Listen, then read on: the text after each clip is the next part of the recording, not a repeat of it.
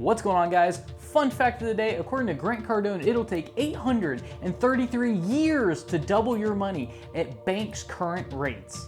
What's going on, guys? My name is William Dauria, and by age 32 years old, I have accumulated enough rental property to pay me over the course of my life over $20 million in passive income. And today, we're gonna go over how to quickly analyze a rental property so you can become a better investor.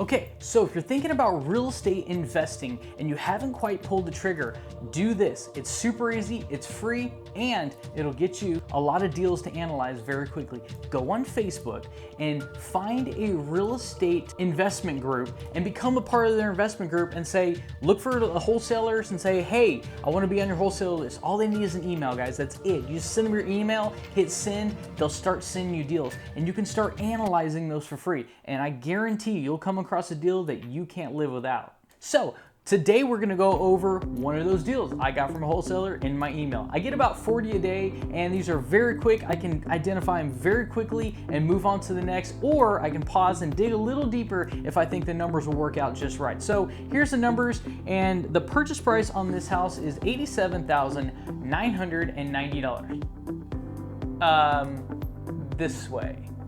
Better. My editor, I swear. Okay, and according to the wholesaler, the ARV, the after repair value, is $150,000. Now, always take that number with a grain of salt and always do your due diligence to confirm the $150,000 after repair value. So, we know the purchase price, $87,990. We know the ARV, $150,000. We'll go ahead and assume that's just correct for this video. This is a 3-bedroom, 2-bath house. It's also going to have closing costs of approximately, we'll say $5,000, okay? That'll put you at $93,000 all in, or will it? It's going to need some repairs. Now, since I didn't walk this property myself, I don't know what the repairs are. We're going to assume for this video that they're very light. They maybe need some carpet, maybe need some paint, maybe you can do some stuff on your own to keep it a little bit on the lower side as far as budget friendly. We'll assume $7,000. It could be a little bit higher, but just assume $7,000. It'll keep our math easy, that's why I picked 7. So, we're gonna be in this for $100,000 even, assuming the repairs are just $7,000. Now, in order to analyze this super quickly and put the brakes on immediately, we can say, okay, we're gonna be in this for $100,000. It must rent for the 1% rule. And the 1% rule is every house that you are into for a specific amount, say you are in that property for $100,000, has to rent for 1% gross per month.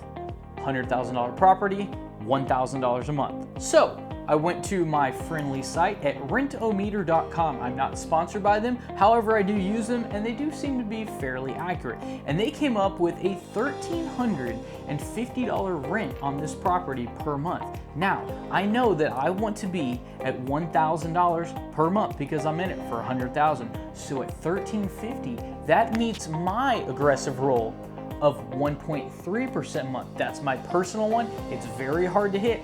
This one actually could hit it if the repairs are $7,000. So there's actually 2 metrics to these calculations.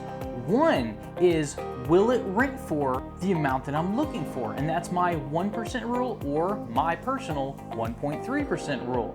And it meets that criteria. So I can move on to the second step. And the second step is, after I verified my ARV of $150,000, I know as an investor, if I can be in that house for 70% or less of the ARV, I will be able to do a cash out refi and get 100% of my money back. So let's do the math. $150,000 times 0.7, which give us 70%, is $105,000. So technically, that repair could be an additional $5,000 or a little bit more if you're okay with leaving a little bit of money in that deal. So far, we know that the purchase price with repairs is gonna put us at $100,000. It rents for $1,350 a month. And when I do a cash out refi, I'm gonna get all of my money back. But there's another metric to this equation. How do we know the cash flow, that rhymed, I didn't do that on purpose, after the new loan is put on the rental property? So we have to know a couple key things, and that is PITI.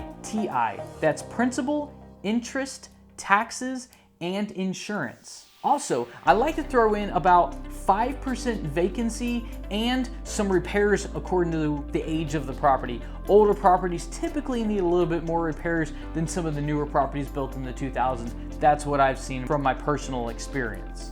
Assuming your loan is 3.5%, 4.5%, 5.5%. Guys, there's loan calculators out there. Play with them. See what kind of APRs that they're currently offering to investors, because it won't be a primary residence, it's going to be investor style loan. So the APR is going to be a little higher. So find out what the current rates are. Say they're 4.75%, and actually put that in the calculator and say, okay, at 4.75%, I know that my numbers are going to come out to this, and I can look at that directly against the rent, minus some of the vacancies, minus some repairs, and property management is going to run you about 10%. So taking all that into consideration, it's generally acceptable to be able to cash flow at least $200 per month after the numbers are ran.